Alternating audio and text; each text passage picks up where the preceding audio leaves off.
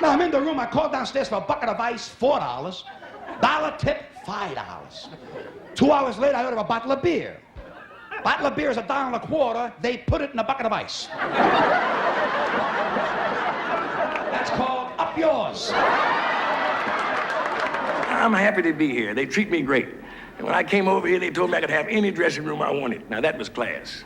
Then they said I could have any parking space I wanted, including the presidents of the network's parking space. That was more than class. And then yesterday came the icing on the cake. They told me I could use any drinking fountain I wanted.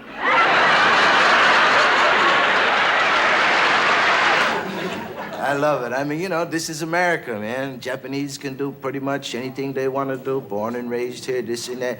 And I love the fact that I was the only Japanese guy that ever worked in a nightclub with Red. I remember in the old days, you know, when we was first getting started, he used to have clever ways of introducing me. You know, he'd say like, "Here he is, ladies and gentlemen, Kamikaze Mouth.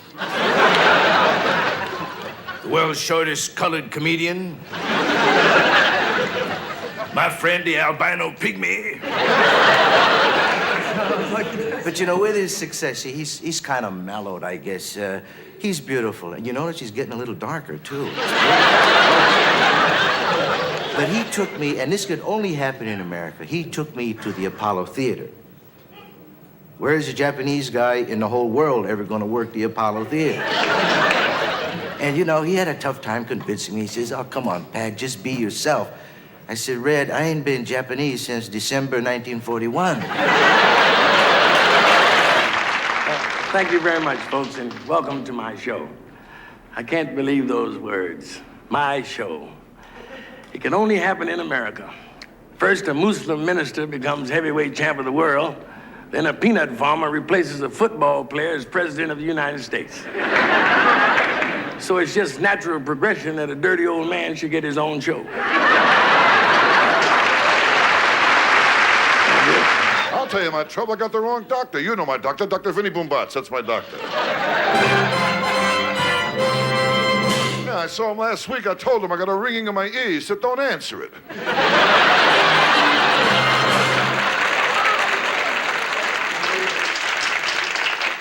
Oh, one time I saw him, he told me to run 5 miles a day for 2 weeks. I called him up. I said, "Doc, I'm 70 miles from my house."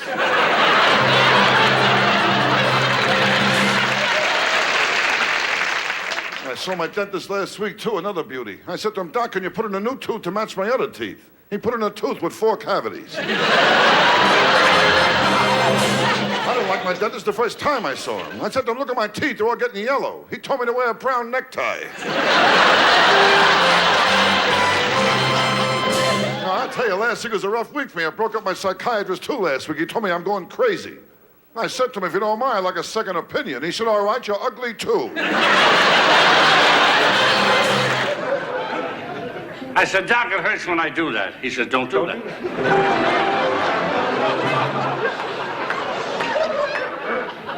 The doctor said to me, "Get undressed." I said, "Take me out a few times first." I'm standing there naked. The doctor said, "Go over the window, stick your tongue out the window." I said, "For what?" He said, "I'm mad at my neighbor."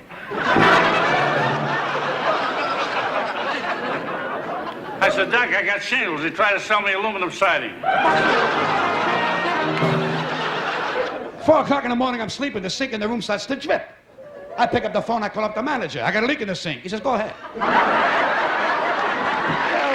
it's rough and it's tough. It's tough to get water out here in California. I'll tell you how tough it is to get water. They sell it on the streets by the kilo. But I'm sort of used to that. I grew up without a lot of things, including water. We couldn't even afford salt. To get salt, we'd have to go down to the playground and scrape the athletes.